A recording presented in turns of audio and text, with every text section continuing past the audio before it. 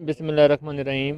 Dear students, welcome to learn with Rauf. आज मुझे बताते हुए बड़ी खुशी महसूस हो रही है। आज से हम इंग्लिश टेंस के लेक्चर सीरीज़ का आगाज़ कर रहे हैं और इसके लिए मैं टीचर गौरव रफ़ी इस्लाम आशकुर मलक वाले मोहम्मद असलम साहब का शुक्रगुजार हूँ जिन्होंने ये लेक्चर रिकॉर्ड करवाया है। तो आइए आगाज़ करते हैं आज के पहले लेक्चर का। अस्सलाम वालेकुम। मेरा नाम मोहम्मद असलम है।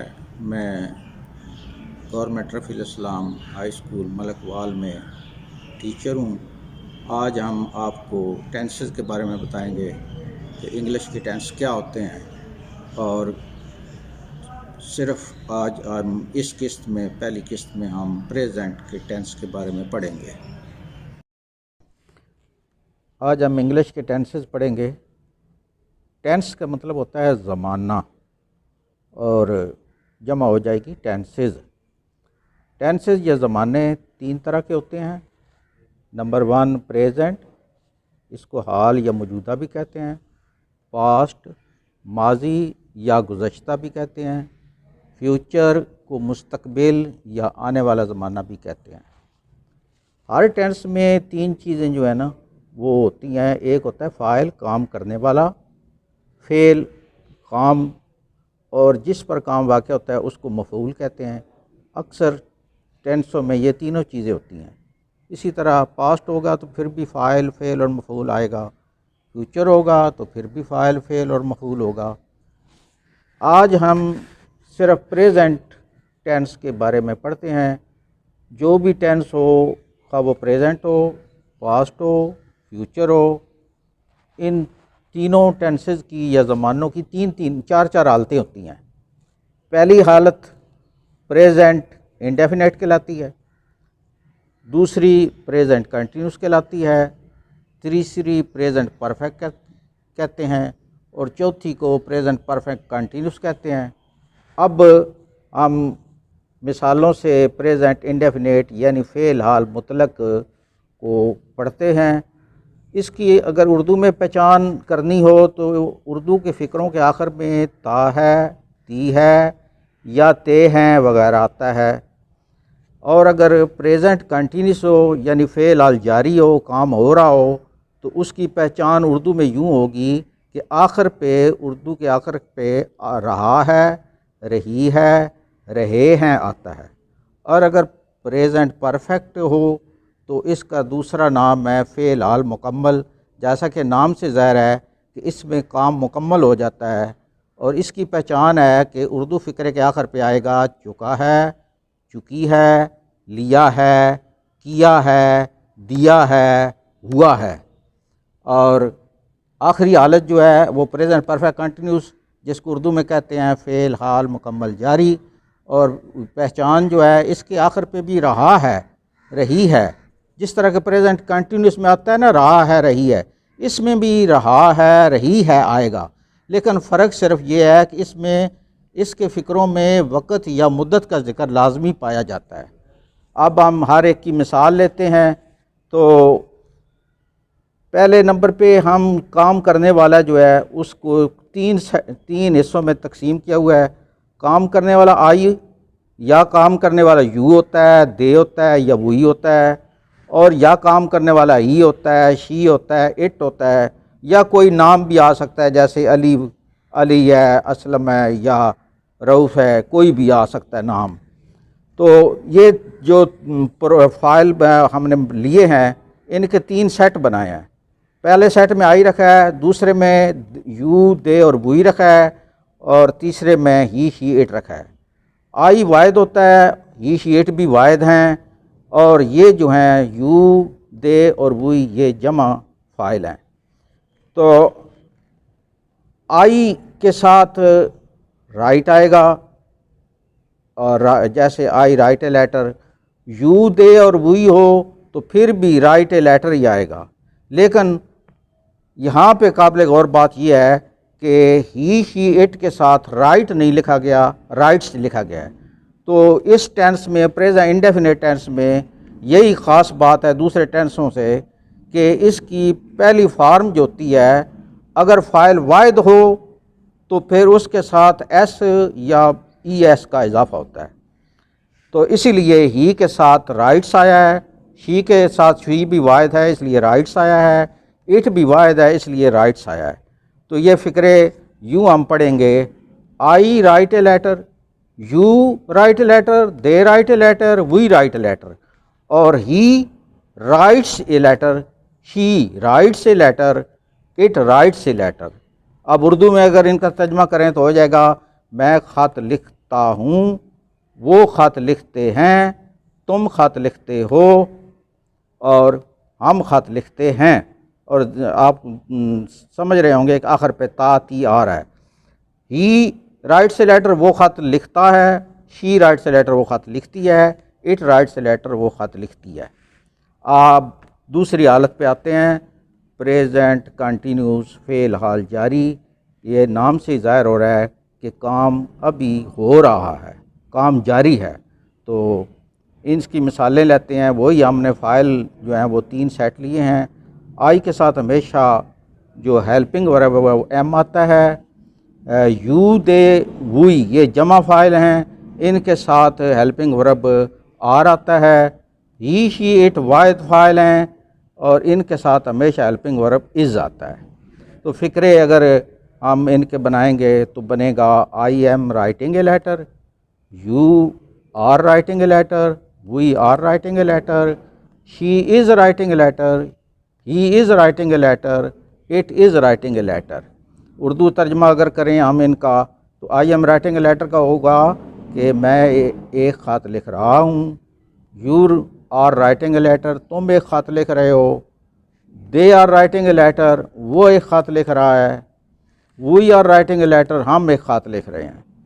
अब इसके अगर तर्जमा करें तो he is writing a letter, वो ख़त लिख रहा है, she is writing a letter, वो ख़त लिख रही है, it is writing a letter, वो ख़त लिख रही है।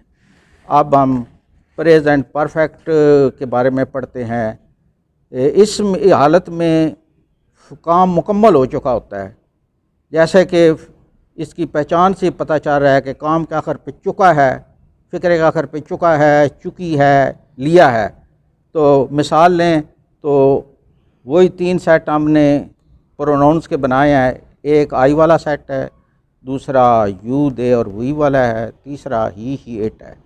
आई भी वाहिद है और ही शी इट भी ये वाहिद हैं, जबकि दरमियान वाला जो है ये जमा फ़ाइल है।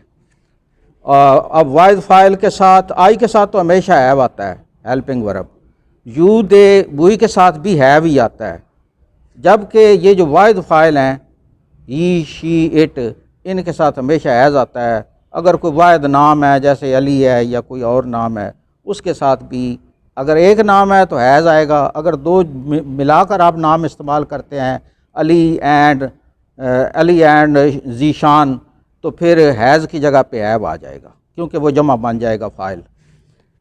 तो अब इनके फ़िक्रे बनेंगे, I have written a letter. यहाँ पर एक बात काबिल गौर है कि इस टेंस में हमेशा वर्ब की तीसरी फार्म इस्तेमाल होती है, राइट की तीसरी फार्म रिटन है, तो इसलिए यहाँ पे रिटन लिखा गया है।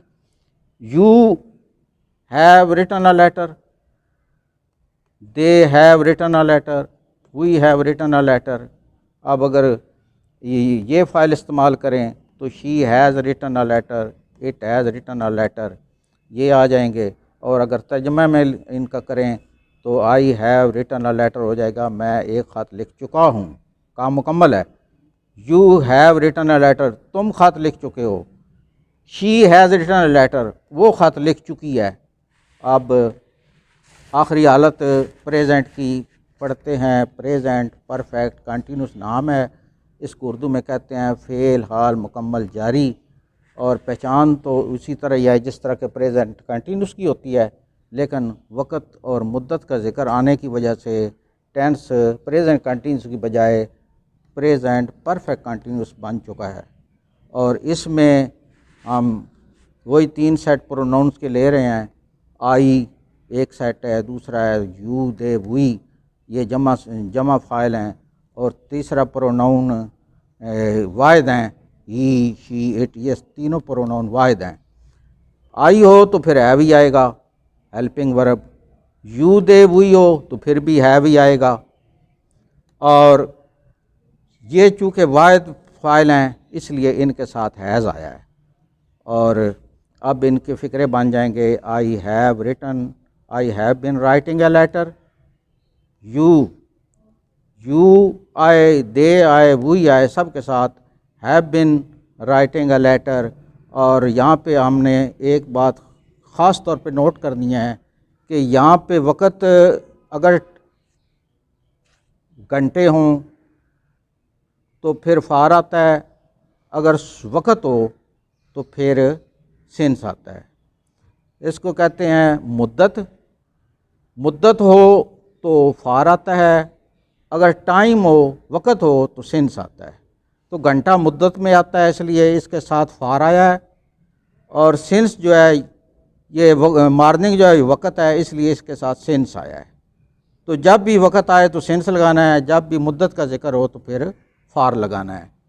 तो इसके फ़िक्रे बनेंगे you have been writing a letter since morning, they have been writing a letter since morning, we have been writing a letter since morning। और वाइद फाइल हों तो फिर he has been writing a letter for 2 hours। For इसलिए कि 2 जो है ये मुद्दत है। she has been writing a letter for 2 hours, it has been writing a letter for 2 hours। इसके में ख़ास बात ये है कि इसमें बिन लाजमी आता है हैव के बाद, और साथ मुद्दत जो है उसकी मुद्दत हो तो फ़ार आता है और वक़्त हो तो सिंस आता है। नेगेटिव बनाने के लिए अगर टेंस प्रेजेंट इंडेफिनिट है तो इसमें 2 लफ्ज़ इस्तेमाल होते हैं, डू या डज़। अब सवाल ये पैदा होता है कि डू कब आएगा और डज़ कब आएगा। अगर तो प्रोनाउन का पहला सेट है या दूसरा सेट है तो उन फ़िक्रों में नेगेटिव बनाने के लिए डू आएगा। मसलन I do not write a letter, और दूसरा सेट अगर इसमें से मिसाल लें तो you do not write a letter. लेकिन जब तीसरा सेट प्रोनाउंस का आएगा तो फिर हम डज़ इस्तेमाल करते हुए नेगेटिव बनाएंगे। मसलन he does not write a letter. जब डज़ लग जाता है तो फिर ये जो वर्ब के साथ एस का इजाफा होता है वो ख़त्म कर दिया जाता है। अब अगला है हालत जो है प्रेजेंट कंटिन्यूस है। इसका नेगेटिव बनाना बहुत आसान है, सिर्फ हम हेल्पिंग वर्ब के बाद नॉट लगा देते हैं। इनमें हेल्पिंग वर्ब आर एम है, इसमें आर है, इसमें इज़ है, तो इनके बाद नॉट लगा देना है। अगर इसकी मिसाल लें तो ये हो जाएगा I am not writing a letter. इनमें से एक मिसाल लेते हैं, मसलन they are not writing a letter. अगर इस सेट में से कोई मिसाल लें तो ये हो जाएगा she is not writing a letter. अगर ये हालत जो है प्रेजेंट परफेक्ट है, इसमें भी यही काम है कि हेल्पिंग वर्ब के बाद नॉट लगाएंगे। तो ये हेल्पिंग वर्ब है हैज़, हैव, इधर भी हैव है, इधर भी हैव है, हैज़ है। तो इन तीनों के बाद अगर हम नॉट लगाएंगे तो फ़िक्रा जो है वो नेगेटिव बन जाएगा या नफ़ी बन जाएगा। मसलन I have not written letter, इसमें से अगर मिसाल लें तो बन जाएगा you have not written a letter. इसमें से एक मिसाल लेते हैं तो इसका नेगेटिव बनेगा he has not written a letter. अब चौथी हालत जो है प्रेजेंट परफेक्ट कंटिन्यूस की है। इसमें वही असूल है कि हेल्पिंग वर्ब के बाद नॉट लगा देना है। अगर इसकी मिसाल लें तो ये हो जाएगा I have not been writing a letter for 1 hour. इसमें से एक मिसाल लेते हैं, we have not been writing a letter since morning. और इसमें से अगर मिसाल लें तो ये हो जाएगा he has not been writing a letter for 2 hours. अब सवालिया की अगर बात हो तो हेल्पिंग वर्ब जो है डू या डज़, ये फ़िक्रे के शुरू में लगा देते हैं। यानी ये जो प्रोनाउंस हैं इनसे पहले डू या डज लगाएंगे। अब सवाल ये पैदा होता है कि डू कब लगेगा, डज कब लगेगा। तो अगर प्रोनाउन का पहला सेट है तो इसका सवालिया बनाना हो तो डू आएगा, दूसरा सेट है तो फिर भी डू आएगा, लेकिन जब तीसरा सेट हो प्रोनाउंस का तो उसमें डू नहीं लगाते, डज लगाते हैं। अब मसलन हम इसकी मिसाल लें तो ये हो जाएगा आई डू ना, do I write a letter. इसमें से मिसाल लें तो बनेगा do you write a letter. इसमें से मिसाल लें तो फिर आ जाएगा does, does he write a letter. जब डज लगेगा तो फिर ये एस ख़त्म हो जाएगा। इसके सवालिया इस तरह बनाने हैं। अब दूसरा प्रेजेंट कंटिन्यूस है, इसका सवालिया बनाना बड़ा आसान है। सिर्फ हेल्पिंग वर्ब यानी एम है, आर है या इज़ है, इनको आपने शुरू में लिख देना है। मसलन ये हो जाएगा am I writing a letter. इसमें से मिसाल लें तो आर पहले आ जाएगा, are you writing a letter. और इसमें से हेल्पिंग वर्ब पहले आए, सवालिया बन जाएगा मसलन is he writing a letter. इसका सवालिया बनाना हो तो वही बात है कि हेल्पिंग वर्ब मसलन हैव, यहाँ भी हैव है, यहाँ हैज़ है, इनको शुरू में ले आएंगे प्रोनाउन से पहले। मसलन have I written a letter, इसका सवालिया बनाना होता है हैव शुरू में लगाएं। Have you written a letter, इसका सवालिया बनाएं तो हैज़ शुरू में ले आओ। Has he written a letter, इस तरह सवालिया बन जाएंगे। इसमें वही बात है कि सिर्फ हेल्पिंग वर्ब जो है ना वो शुरू में ले आना है। मसलन have I been writing a letter, इसका हैव बार ले आएँ तो have you been writing a letter for 1 hour. इसमें भी हैज़ बार ले आएँ तो ये हो जाएगा has he been writing a letter for 2 hours. अब कुछ सवाल ये होते हैं उनसे पहले क्यों, कहाँ, कैसे, इस तरह के लफ्ज़ आते हैं, तो उनके सवालिया बनाने का भी यही तरीका है, सिर्फ शुरू में उस लफ्ज़ का तर्जमा कर देते हैं। मसलन व्हाट है, वेयर है, व्हेन है, तो जिस तरह ये सवालिया बनाते हैं उस तरह सवालिया बना के उससे पहले उस लफ्ज़ का तर्जमा कर दें। मिसाल देता हूँ मैं, फ़िक्र है पहला, क्या मैं ख़त लिखता हूँ, तो उसकी तो अंग्रेज़ी हो जाएगी do I write a letter. लेकिन अगर हो मैं क्यों ख़त लिखता हूँ तो फिर क्यों का तर्जमा शुरू में लगा दें, why do I write a letter. इसमें भी इसका सवालिया बनाएंगे, अगर क्या मैं ख़त लिख रहा हूँ तो ये तो हो जाएगा am I writing a letter. लेकिन अगर सवालिया लफ्ज़ हो शुरू में कि मैं क्यों ख़त लिख रहा हूँ तो क्यों की इंग्लिश शुरू में लगा लें, बाकी आम सवालिया तर्ज पे ही रहेगा। मसलन why am I writing a letter, बाकी भी इसी तरह ही बनेंगे। ये हो जाएगा why have I written a letter, ये भी ऐसे ही हो जाएगा why have I been writing a letter for 1 hour. तो आज के ये लेसन मुकम्मल हो गया है। अब आपसे इजाज़त चाहते हैं। खुदा हाफिज़। सब्सक्राइब नहीं किया तो इसका सब्सक्राइब कर लें, बेल आइकन को प्रेस कर लें